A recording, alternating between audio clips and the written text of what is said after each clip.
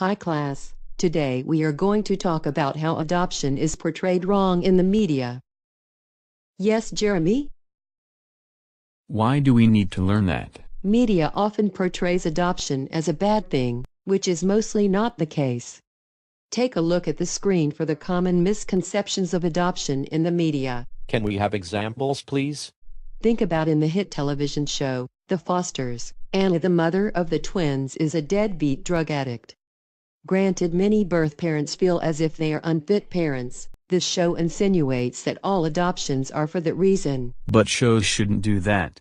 I am adopted, and my birth parents just felt as if they couldn't give me the life I deserved because they were too young. Wait, I think I have an example for how media portrays troubled children. And what is that? I watched the show, This Is Us. The adopted daughter Deja is very troubled. This television show shows adopted Deja, as she started fights, fought with her adopted parents, and her siblings. Television shows need to make it seem like this is not how all adopted children are. Yes, some have a rough past, but they are not all troubled. Great example. Next we will go through an example of how media portrays foster homes as abusive. I agree. Media always makes it seem like foster homes are always so abusive. They insinuate that every foster kid is at risk when being in the foster care system, which is not true. That could not have been explained any better. Next, does anyone have any examples of how media portrays an overall broken foster care system? I read a book recently about how the government does not deal with all of the foster care issues. What is the book called? In the end of June, the author explains the ins and outs of the foster system. She goes into depth with what is wrong, and how the government and media makes everything worse. So this book is agreeing with us? And how the media portrays adoption all wrong. Yes, exactly.